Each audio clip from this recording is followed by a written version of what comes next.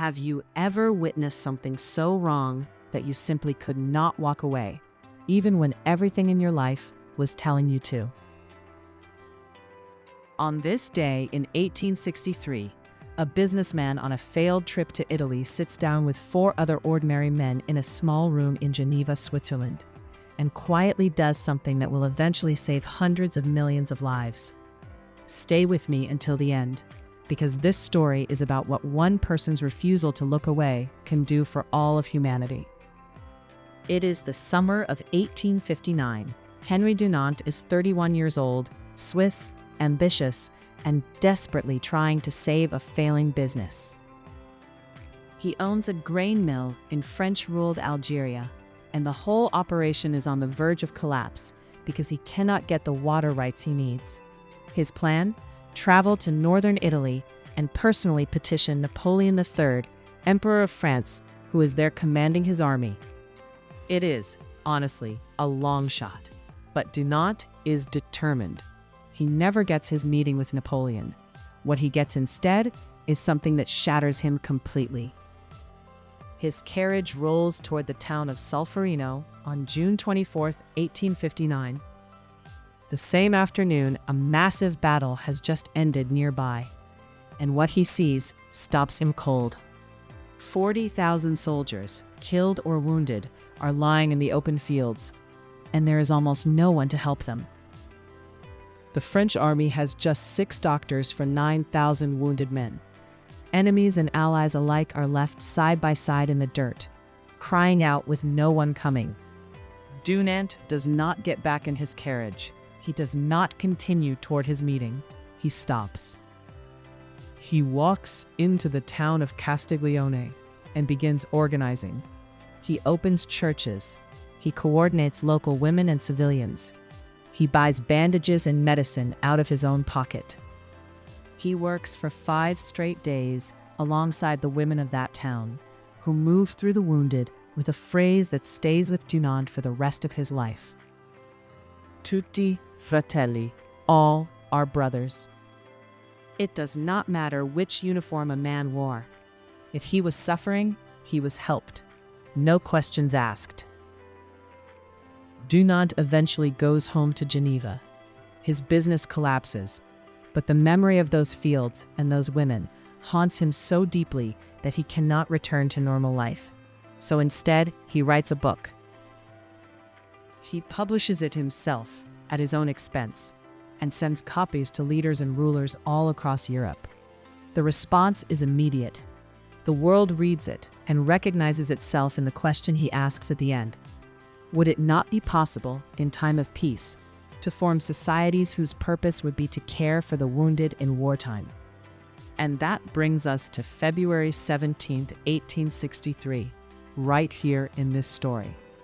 5 men gather in Geneva to take that question seriously. They are not generals or kings. One is a lawyer. One is a general, yes, but also a respected peacemaker. 2 are doctors, and one is Henry Dunant himself, the businessman who could not forget what he saw. They call themselves the Committee for Relief to the Wounded. They have no budget to speak of, no government behind them, and no guarantee anyone will listen. But they have something more powerful than any of that. They share the belief that human suffering does not belong to one side of a border or one color of a uniform. They believe that if you are hurt, you deserve help. Full stop. Within just 1 year, 16 nations came to Geneva for a conference. By 1864, 12 countries signed the First Geneva Convention, a binding international agreement that required the care of wounded soldiers, regardless of which army they fought for, and that protected medical workers on any battlefield. The Red Cross on a white background, the reverse of the Swiss flag, becomes the symbol of that promise. Today, the International Committee of the Red Cross operates in nearly every country on Earth. More than 192 nations have signed the Geneva Conventions. In 1901, Henry Dunant received the very first Nobel Peace Prize for what started with 5 men and a simple, radical idea. Think about that for a moment. The next time you see that Red Cross on a hospital, an ambulance, a blood drive sign at your local church or community center, you are looking at the echo of one man who went on a business trip, witnessed something terrible, and chose not to walk away. That choice, along with 4 others who believed in it, helped build one of the most important humanitarian organizations in human history. Here is what I want to leave with you today. Henry Dunant did not start with a plan. He did not have funding, fame, or a team of experts.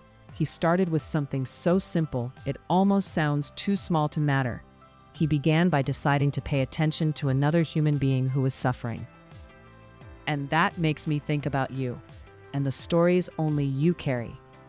Because here is what I know. Every single one of us has a story of a moment where we chose to show up for someone else. A moment where we sat beside someone in their pain, or offered something when we had almost nothing to give. Those stories matter. They are part of a thread of human kindness that runs all the way back to the women of Castiglione, who whispered "Tutti Fratelli" over soldiers they had never met. Have you ever thought about writing those moments down, not just for yourself, but for the people who will come after you? Your children, your grandchildren, the generations who will one day wonder who you were and what you believed in. The stories that only you can tell are some of the most precious things you will ever leave behind. They are your legacy, and the world is a better place when they are not lost. I want to ask you something directly. I am putting together a free guide for History Spark subscribers to help you begin writing your own family stories. No writing experience needed, no pressure, just a gentle and encouraging way to start capturing the moments and the people that made you who you are. Would that be something you would want? Drop a yes in the comments right now and let me know you are interested. It would be completely free for our subscribers, and I would love to build it for you. Every single day on History Sparks, there is a story like this one waiting for you. A real person, a real moment, proof that ordinary people have always had the power to change the world. Subscribe to History Sparks right now and come back tomorrow. The most inspiring story you have ever heard is already waiting.